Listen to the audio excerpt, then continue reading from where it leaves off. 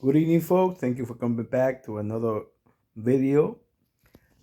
I hope that everyone has had a great weekend and that you have a productive week. A reminder for you guys that if you want the video to go a little faster, go into settings, click on speed, and click on 1.25. I know I speak slow, so feel free to do that. Perhaps that will make this video a lot more pleasant for you or more of your flavor. Now we are going to be talking about a topic that I saw on one of the subscribers channel. He was a person. I think he says he's a dogman from Mexico. So he was talking in Spanish and was saying that the man biters in the American People Terriers is a normal thing. And I told him I was going to respond on my video on my channel, and I'm going to say I object. I object, Your Honor. I think that you're just not reading. You're just not reading the dogs right. You're not understanding, or you obviously from listening from another person saying it. That person or whoever said it originally saw it and said it isn't reading the environment correctly. I feel the main biter, while main biters exist, they are very, very seldom because of the breeding that has occurred through the 100 years that has been in the American People Terrier. I think that really when these dogs bite, excuse me, when these dogs bite, they're not actually biting because of people aggression. I'll give one example. The when a dog that is fearful, one of those fear that that curls up, pisses on themselves, not because of happiness, but very like fear, not submission, fear pissing. And when you touch them, they'll scream and yelp and because it's so afraid of you. These type of dogs, will snap, turn back and snap and bite you because of that fear. Like, get off of me! You're making me feel this way. And they're so afraid, and they feel threatened so much that kind of like I'm gonna die. So those dogs are not really people aggressive. They're just so afraid of you that will bite to get you to get away from you, or because sometimes you can't get away from you, they'll bite you, just so you can get away from that. But it's just their defensive mechanism. Now there's all the dogs that are not fearful but distrusting of you. These dogs will, probably give you the signs of, some do, some don't. Some are because they don't know how to give you signs like human, give. But the most dog, if you deal with dogs, you should learn how to, tell what the dogs is telling you, their body language. So these type of dogs are kind of sometimes more, a little bit of, I don't know you, so don't come close to me. I don't know you, so just don't touch me. And sometimes when you're not listening to what I'm telling you, they might bark. They might grab something from the like a branch or a twig or just grass and shake it. Just showing you how tough they are, or showing you that I'm not. He means business. He could be a dog that he'll let you know, because if he doesn't let you know, that could be more of he's waiting for the opportunity. That's a man biter, but like I said, it's rare.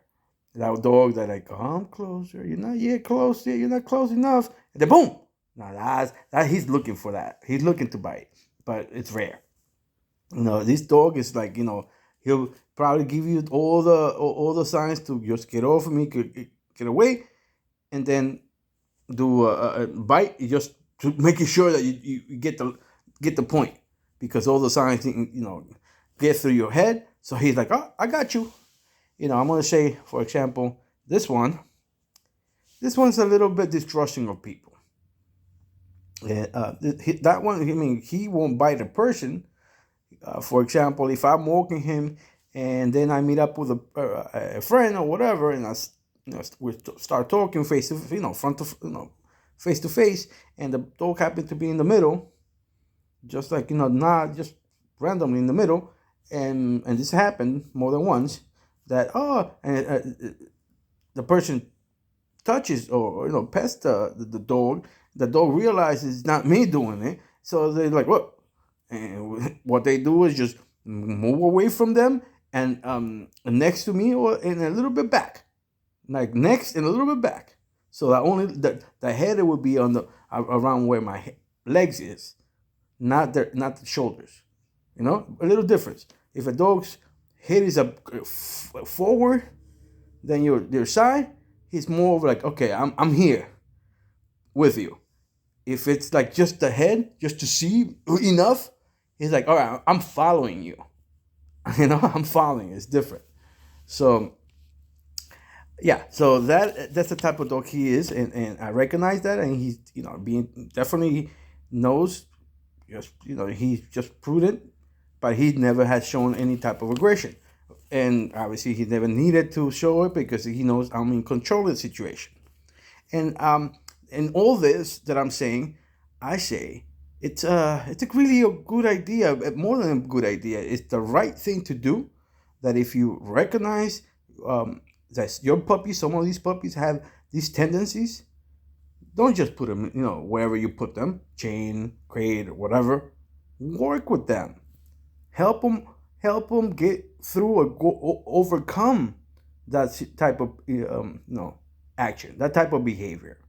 Okay, that's just if you want to be called a dogman someday or believed to be a dogman, man, do what dogmen do and work it. And some people do more, some people do less, and yes, dogman could be many things. Could be a lot of different type of merits, but the micro merits, count. This all this socializing and helping them overcome this makes a smarter dog, makes a more balanced dog, overall. All right, so I'll give you an example of this other type of biting type of dog, but it's not a man biter, and I'll use the example of Tudor, the Tudor's example.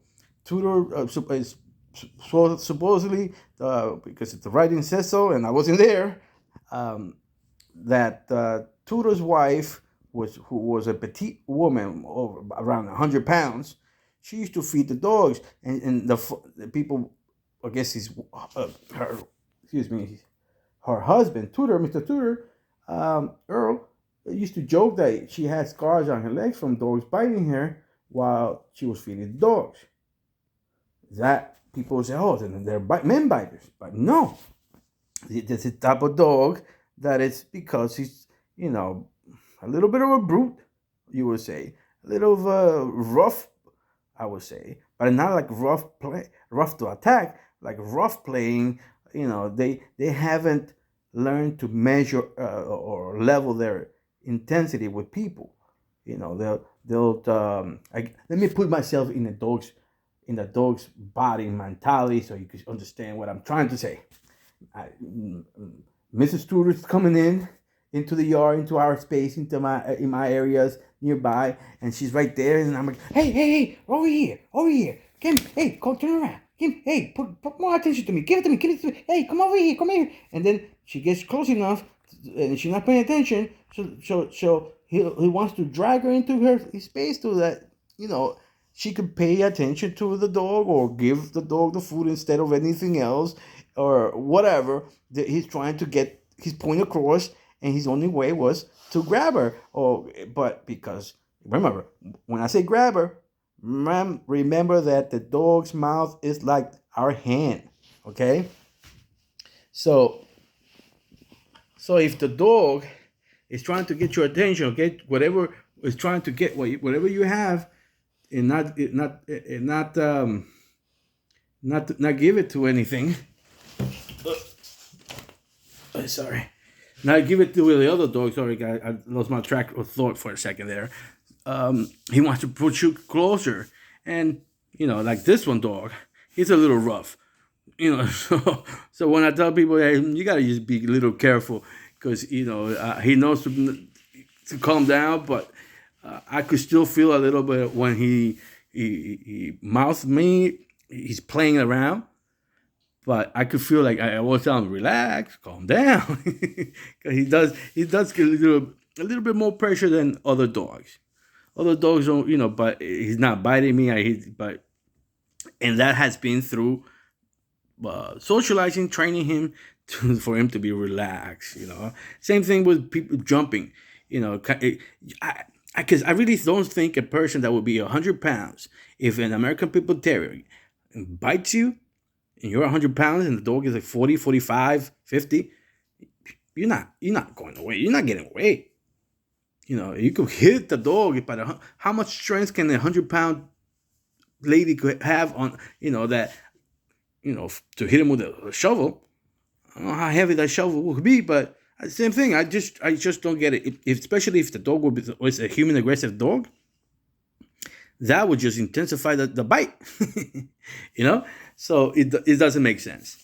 So I think that these are the type of biting dogs that people misunderstand as men biters, and I can include what was it, Bully Son. Bully Son, I consider to be a man biter, but I really, from all the writings I see and all the indications I've read, I feel like he was more of that type of this is my area, give me my space, or else I'll show you how to give me my space. That's the type of dog I think that he was. He, territorial. You don't, yeah, especially because I believe that more than a few hens had that dog.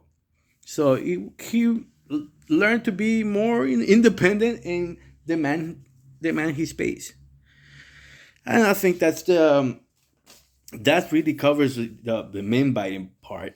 But I wanted to use this as a segue to talk about the other topic of basically bite work on using the American People Terrier. There was another subscriber that I saw their video on their channel. I'm sorry, I'm going to have to look up your names. I'm going to put your channels on my subscription, not tonight, but I will do it eventually, hopefully tomorrow. Put both your channels, well, only one channel, because only one channel is in English. The other one's in Spanish, so it doesn't work. And I do apologize because I did not go check the names, and I don't want to say the wrong name of my subscriber. And I do apologize, but I thank you again for the video. Keep making content, because we need as much American People Terrier game bred content as possible, and not necessarily just game bred, just American People Terrier, just topic and content. Okay, because every topic, every content you provide to the public can just be the seed for more topics and more people to open up channels and move forward with their feelings, how they believe these dogs should be.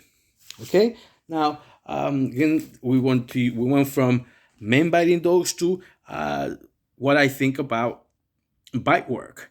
I showed the video. It was a short video of what seemed to be an American People Terrier. Some another subscriber or a comment in that video in YouTube said that, oh, I know that's an American People Terrier. So I don't know. So I'm not sure. So, but what do I think of this type of work with the American Pitbull Terrier? I say it's a bad idea. And this is just a bad idea because the nature of the dog, the breed standard is human friendliness, so loving. So you should not make it actively look to bite or, bite on command. I just don't think it's a good idea because we already have a stigma on our breed. So I think that that's not the way to go for our breed. But I do try. I'm trying to look for positivity in things. So I will say after this why how I would think that yes, it's a good idea for bite work. But I don't think it's a good idea because if imagine a dog is a good dog in bite work, and then I guess the bite work I'm talking about would be more of a guy puts a suit on, the bite suit on, and the handler is telling it to attack and to heal, and and retrieve it, do it again, that type of thing. I think it's a bad idea. I really do. And give you an example before I move to the breeding part. I think it's a bad example, especially if you're not going through completely in the training, and the dog is just trained that are the part of attacking, but not the discipline that is needed, and that continues to be like you need to continue practicing. You need to continue kind of like just rehearsing this in a controlled environment so that the dog continues to remember and maintain that discipline, or when you recall it, so that it doesn't think, oh, I'm gonna be here for a little while. Hold on, you just give me a couple more seconds. Okay.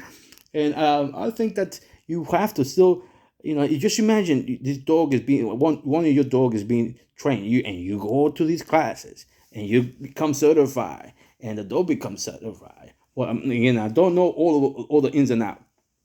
And then 2 years later, your wife, who hasn't really, gone through through the process, you haven't really been up to your, refresher course with the dog.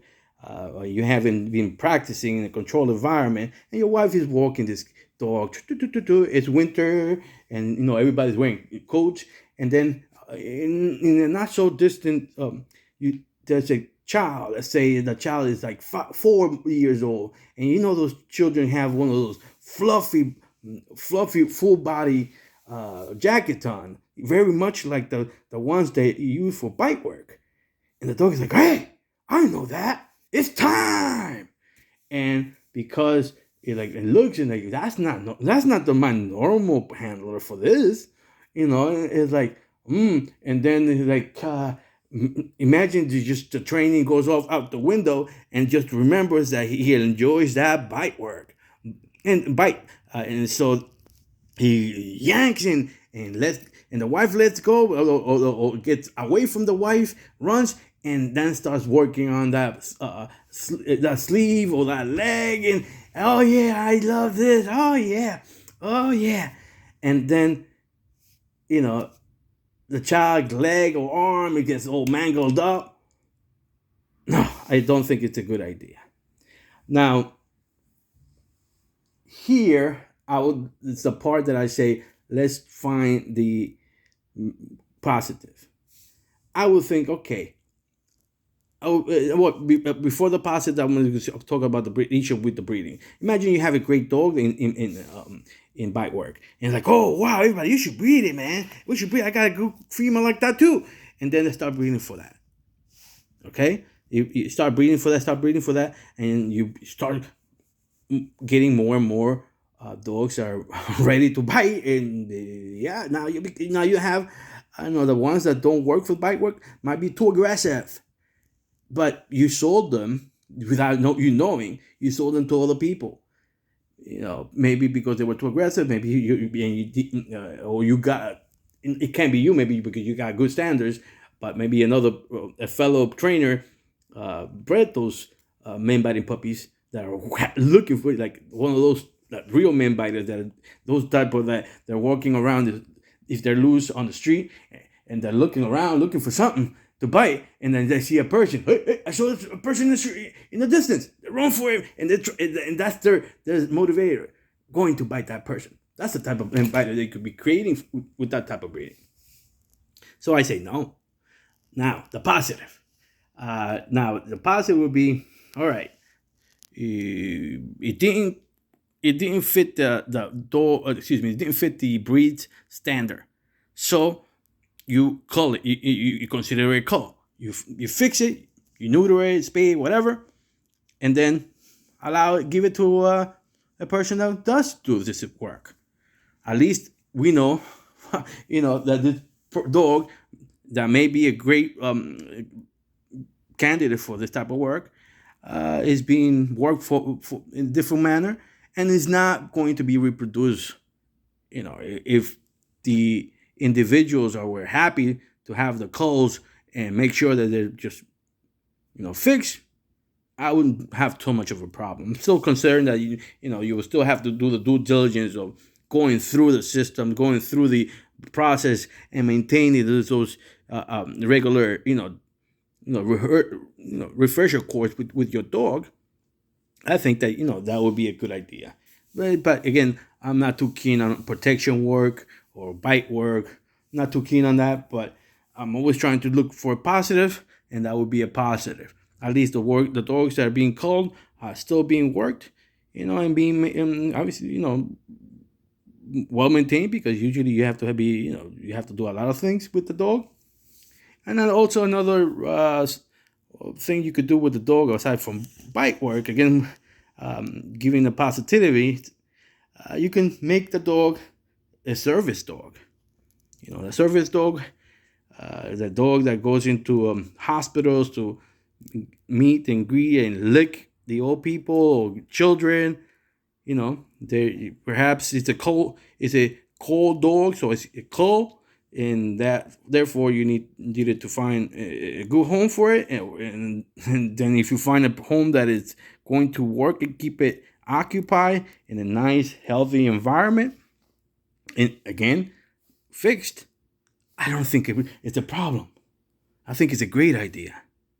Okay. Anyway, I didn't realize I spoke so long, but remember, I'm always here to talk dogs. I enjoy it. This is my life. Tony Montana. Until next time.